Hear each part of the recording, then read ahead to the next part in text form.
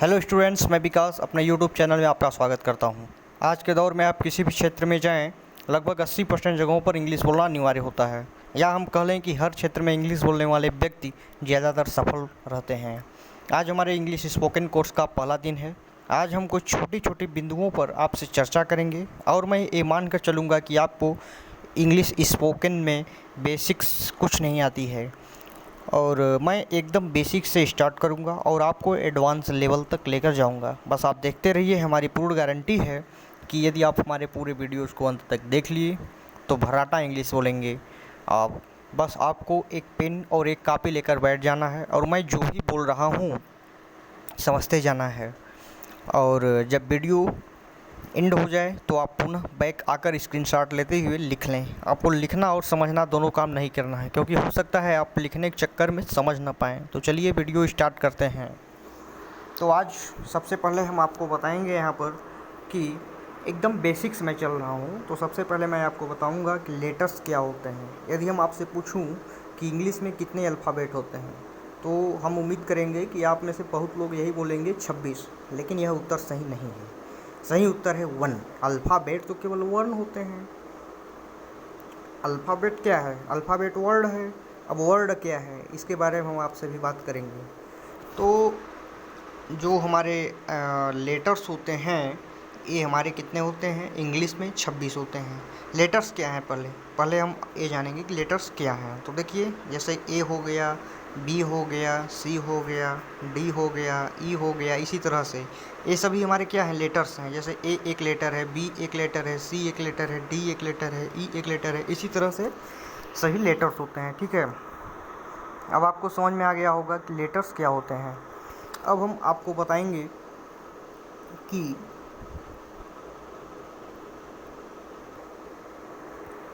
स्वर और व्यंजन क्या होते हैं। स्वर जिसको हम इंग्लिश में वॉवेल्स बोलते हैं, और व्यंजन जिसको हम इंग्लिश में कंसोनेंट बोलते हैं।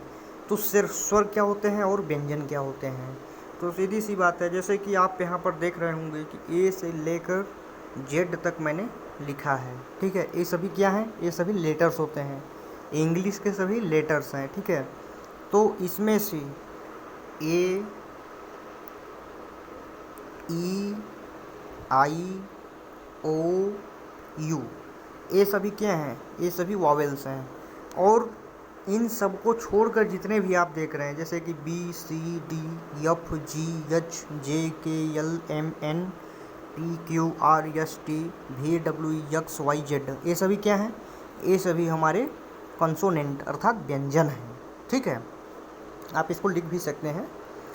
तो ये बात तो हो गई हमारी कि लेटर क्या है और हमारे व्यंजन और स्वर क्या होते हैं।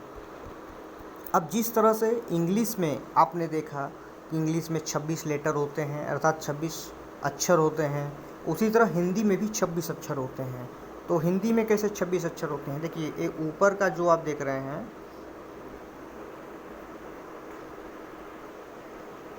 यहाँ पर ये सभी इंग्लिश हैं, मतलब ये सभी इंग्लिश अंग्रेजी के वर्ड माला में जितने भी अक्षर हैं, ये सभी अंग्रेजी के लेटर हैं।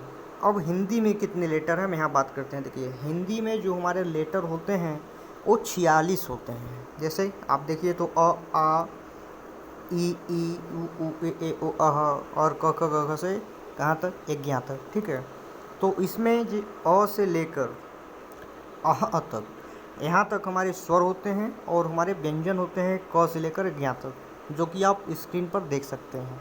ठीक है,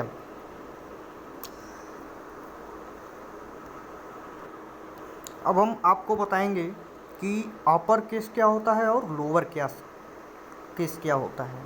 तो जैसे कि आप लेटर देखें कि ए, बी, सी, डी, ई, एफ, ये सभी क्या होते हैं? लेटर होते हैं। जैसे ए एक लेटर है, बी लेटर है, सी लेटर है, डी लेटर है, ई लेटर है, एफ लेटर है, ये सभी लेटर हैं। ठीक है, तो इसमें से जैसे कहीं कहीं आप देखते होंगे बहुत से जगह पर कि इस तरह लिखा होता है, जैसे A double P L E, Apple लिखा है। ठीक है, और मान लीजिए हम इसी को इस तरह लिख देते हैं, A double P L E. अब इन दोनों का अर्थ क्या हुआ? इन दोनों का अर्थ तो एक ही हुआ, सेव। लेकिन इसको हम क्या बोलेंगे? इसको हम बोलेंगे लोअर केस। जो चीज़ें स्मॉल लेटर में लिखी होंगी उसको हम बोलते हैं लोअर केस, ठीक है।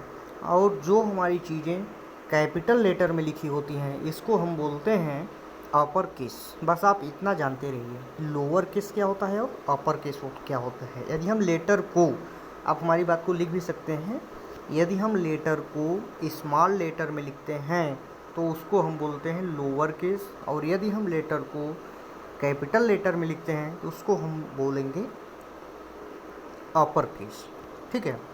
और अब आप समझ गए होंगे कि लेटर क्या होता है और लेटर को हम क्या बोलेंगे, कैसे बोलेंगे। अब हम आपको बताएंगे कि लेटर फॉर्म वर्ड, जी बिल्कुल, अक्षरों से मिलकर शब्द बनता है। जैसे कि हम लिख दिए APPLE, ए हमारा लेटर है, पी हमारा लेटर है, पी हमारा लेटर है, यल हमारा लेटर है, ई हमारा लेटर है। अब यदि इन सबको मिला दिया जाए तो ए हमारा एप्पल बन गया। एप्पल क्या है हमारा, एप्पल हमारा वर्ड है, ठीक है। ये हमारा क्या है, एक वर्ड है, ठीक है। तो हम कह सकते हैं कि लेटर से हमारे क्या बनते हैं, शब्द बनते हैं। तो लेटर को हम साथ में लिख दें तो हमारा वर्ड बनेगा। अब दूसरी चीज़ कि वर्ड फॉर्म अ सेंटेंस, मतलब शब्दों से मिलकर वाक्य बनता है। अब इसको कैसे प्रूव करें, जैसे कि माई नेम, तो यहाँ माई क्या है, माई वर्ड है, वर्ड, और नेम भी एक वर्ड है, ये भी एक शब्द है, ये भी एक शब्द है, दोनों अलग अलग शब्द हैं। अब ये दोनों को मैंने साथ लिख दिया है, माई नेम साथ में लिखा है, तो ये क्या बन गया, ये हमारा बन गया एक सेंटेंस बन गया। इसको हम कहेंगे कि हमारा एक वाक्य बन गया, ठीक है। हिंदी में इसको बोलेंगे कि हमारा वाक्य बन गया। और यदि हम वाक्यों को, कई वाक्य एक साथ लिख दें, कई वाक्य को एक साथ लिख दें तो हमारा क्या बन जाएगा, पैराग्राफ बन जाएगा। जैसे कि यदि हम कई वाक्य को साथ में लिख दें तो पैराग्राफ बन जाएगा। जैसे कि आप यहाँ उदाहरण देखिए, Moji is a good guy, he is my best friend, I love him a lot. Moji is a good guy, ये एक सेंटेंस है, ठीक है। सेंटेंस कैसे है मैंने आपको बता दिया है। यदि आपको नहीं समझ में आ रहा तो आप पीछे जाके देख लीजिए। ही इज़ माई बेस्ट फ्रेंड, एक दूसरा सेंटेंस है क्योंकि डॉट के बाद लिखा हुआ है। फिर आई लव हिम अ लॉट, एक तीसरा सेंटेंस है। तो यहाँ 3 सेंटेंस को आपस में मिलाया गया है, तो इन सेंटेंस को मिलाने पर क्या बन गया है, हमारा पैराग्राफ बन गया है, ठीक है। तो आज के वीडियो में हमने क्या पढ़ा, आज के वीडियो में हमने देखा कि लेटर क्या होता है, हिंदी में और इंग्लिश में कितने लेटर होते हैं। दूसरी चीज़ हमने देखा कि लेटर को अपर केस लेटर में लिख सकते हैं और लोअर केस लेटर में लिख सकते हैं। तीसरी चीज़ हम देखा कि लेटर फॉर्म वर्ड, लेटर अक्षरों से मिलकर शब्द बनाया जा सकता है। चौथी चीज़ हमने देखा कि शब्दों से मिलकर वाक्य बनता है। पांचवी चीज़ हमने देखा कि वाक्यों से मिलकर पैराग्राफ बनता है। तो आज के वीडियो लेक्चर में मैंने 5 इम्पॉर्टेंट चीज़ आपको बताई है। इन 5 इम्पॉर्टेंट चीज़ों को आप रट लें, दिमाग में बैठा लें, समझ लें, क्योंकि आगे मैं जैसे जैसे आपको आगे बताता जाऊंगा इन सब चीज़ों की वहाँ पर ज़रूरत पड़ती जाएगी, तो मैं वहाँ पे पुनः इन सब चीज़ों को एक्सप्लेन नहीं कर पाऊँगा। तो इसलिए आप इसको पढ़े रहेंगे तो वहाँ पे आपको चीज़ें बेहतर तरीके से समझ में आएंगी। धन्यवाद।